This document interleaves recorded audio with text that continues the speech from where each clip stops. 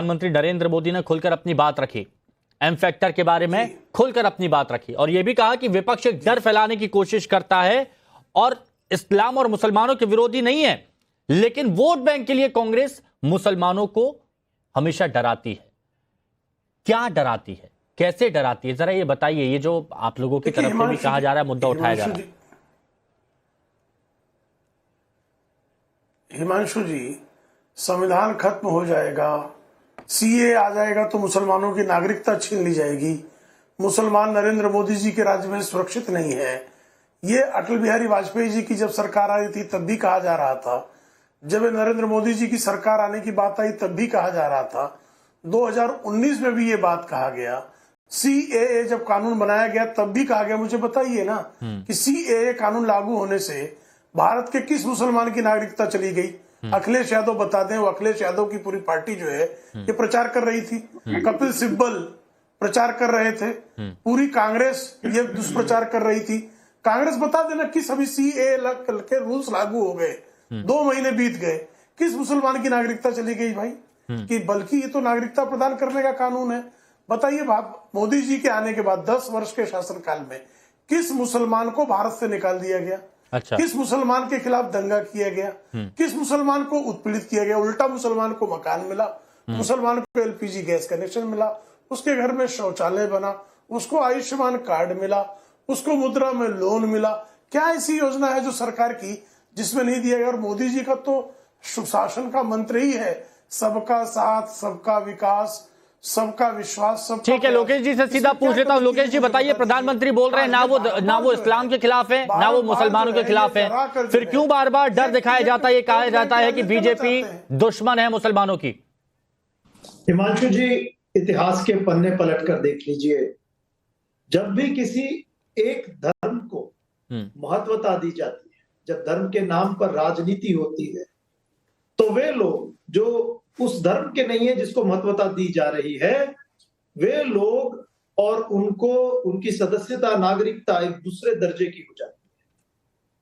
जब कोई भी राज्य, आज की हम पाकिस्तान की बात कर रहे हैं, ईरान की बात कर रहे हैं, जो भी पड़ोसी मुल्क हैं जो धर्म के आधार पर राजनीति करते हैं, वहां पर जो माइनॉरिटीज की कंडीशन होती है वो इसलिए होती है क्योंकि उस राज्य के अंदर एक धर्म को प्रभुत्वता या फिर एक तरह से देखिए प्राथमिकता दी जाती है।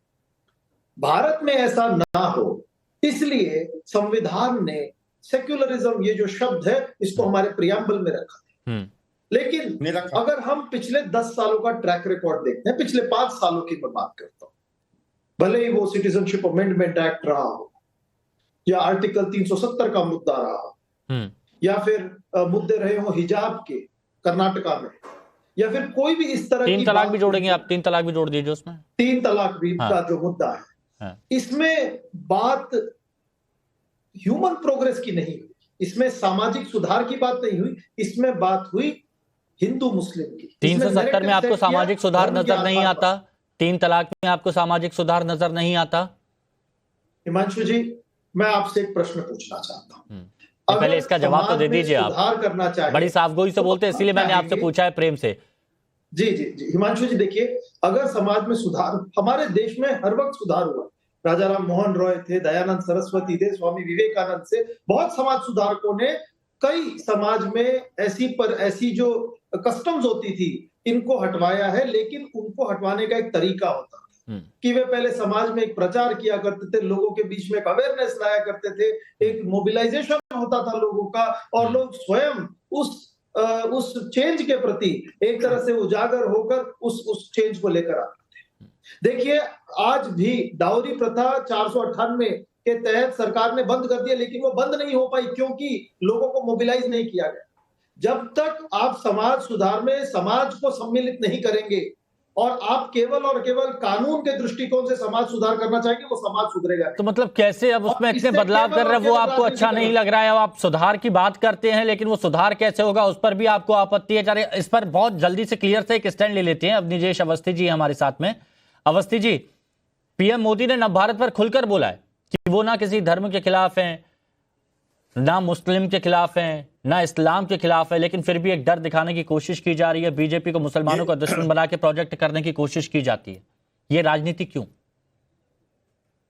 हिमांशु, बड़ी साफ सी बात है कि कांग्रेस जो 2019 के इलेक्शन से पहले मंदिर घूम रही थी, वो पटका डाल करके, कहीं जनेऊ पहन करके, कहीं चोटी लगा करके आज कहीं नहीं दिखाई दे रही, ना ये किसी के भी नहीं है। हाँ, एक बात जरूर है कि ये हिंदू विरोधी हैं, और हिंदू विरोधी कोई बाहर से नहीं कह रहा है इनको, इनके अंदर के भीतर के लोग, गौरव वल्लभ, रोहन गुप्ता, राधिका खेड़ा, प्रमोद कृष्णम, एक से एक कह रहे सब ये निहायत हिंदू विरोधी हैं और हिंदुओं से पता नहीं इनकी क्या दुश्मनी है, इसलिए हिंदुओं के खिलाफ हर काम करना, इरेडिकेशन ऑफ सनातन धर्म। आप एक बात बताइए, वहां तो आप कह रहे हैं कि सोशल उसमें सामाजिक सुधार करना चाहिए, और वहां तमिलनाडु और कर्नाटक में कह रहे थे क्योंकि हिंदू धर्म में बहुत कमियां हैं इसलिए इनको खत्म कर देना चाहिए इस धर्म को। आपके कर्नाटक के जो उस समय के कार्यकारी अध्यक्ष थे, उन्होंने कहा कि हिंदू शब्द का अर्थ इतना गलीच और गंदा है कि मैं अपने मुंह से ले भी नहीं सकता। लोकेश जिंदल, शर्म तो आ रही होगी तुम्हें इस बात को सुनते हुए, लेकिन सच है, सुनना पड़ेगा। दूसरे एक बात और बता दूं मैं कि संविधान सभा की तमाम बहसों में सेकुलरिज्म शब्द नहीं जोड़ा था, और ऐसा नहीं कि भूल गए थे वो, बाकायदा बहसों में ये आया और कहा कि प्रियम्बल संविधान तोड़ने का, संविधान को बदलने का काम किया तो कांग्रेस ने किया, एक बार नहीं किया, 10 बार किया इन्होंने संविधान 1976 में इमरजेंसी लगा करके तमाम नेताओं को जेल में डाल करके, हजारों नागरिकों को जेल में डाल करके चुपचाप सोशलिज्म और सेकुलरिज्म प्रस्तावना में डाल दिया। अच्छा, प्रस्तावना वो चीज है जो आत्मा है संविधान की, उसको तो बदलने की कोई ये इनको हिम्मत करनी ही नहीं चाहिए थी, लेकिन इमरजेंसी लगाई। वो तानाशाह, दूसरों कहते तानाशाही, उस समय ये हालत थी कि इन्होंने डाल दिया, वरना संविधान सभा अम्बेडकर जी, बाबा साहब अम्बेडकर ने कहा था कि संविधान की प्रस्तावना में धर्मनिरपेक्षता और सोशलिज्म शब्द नहीं जोड़ा जाएगा। इन्होंने बाबा साहब अम्बेडकर के साथ धोखा किया, इन्होंने महात्मा गांधी के साथ धोखा किया, इन्होंने पूरी संविधान सभा के साथ धोखा किया, और पूरे समूचे सनातन धर्म की जो भारत की संस्कृति है, भारत की विरासत है, उसके साथ धोखा किया। और अब ये अल्टीमेटली किसी भी तरीके से भारत से सनातन धर्म खत्म हो जाए, इसकी कोशिश में लगे हुए हैं। अच्छा, कपिल श्रीवास्तव जी, मैं एक बार रिएक्शन ले लेता हूं। जिंदल साहब तुरंत मैं आ जाऊंगा क्योंकि 2 लोग और भी हैं, उनसे भी तुरंत छोटा सा मैं पॉइंट रखना चाहूंगा। चलिए ठीक है, बोलिए। देखिए अवनीश जी, मैं आपको बता दूं कि आर्टिकल 25 से लेके आर्टिकल 30 तक अगर आप हमारे भारत का संविधान पढ़े तो सेक्युलरिज्म बहुत अच्छी तरह से उसमें मेंशन्ड है। हाँ, ये प्रस्तावना में क्यों जोड़ा आपने? प्रस्तावना में नहीं, मैं बीच में बोलूंगा, आप इस बात का जवाब दीजिए। मैं तो खुद कह रहा हूं कि 25 से 30 तक था, आपने प्रस्तावना में क्यों जोड़ा? उसका कारण है केशवानंद भारती केस के बाद में सुप्रीम कोर्ट ने कह दिया था कि प्रस्तावना जो है पूरे संविधान का एक अंग है और उसमें वैसा बदलाव किया जा सकता है जिसके कारण ये अंग जोड़ा गया। उससे पहले बेरुबरी जो केस था, सुप्रीम कोर्ट ने, आज एक बार बहस हो ही जाए। अवनीश जी, आप कैसी बातें करते हैं? मैं आपकी इज्जत करता हूं। आप लोग अपने आप को बाबा साहब अम्बेडकर से ज्यादा अक्लमंद मानते हैं, डॉक्टर राजेंद्र प्रसाद से ज्यादा अक्लमंद मानते हैं। आप मुझे बताइए, अगर सुप्रीम कोर्ट अनुमति देता है तो आपने क्यों रखा?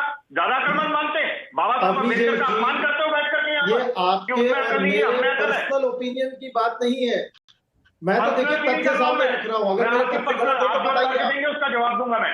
ठीक है, चलिए ठीक है।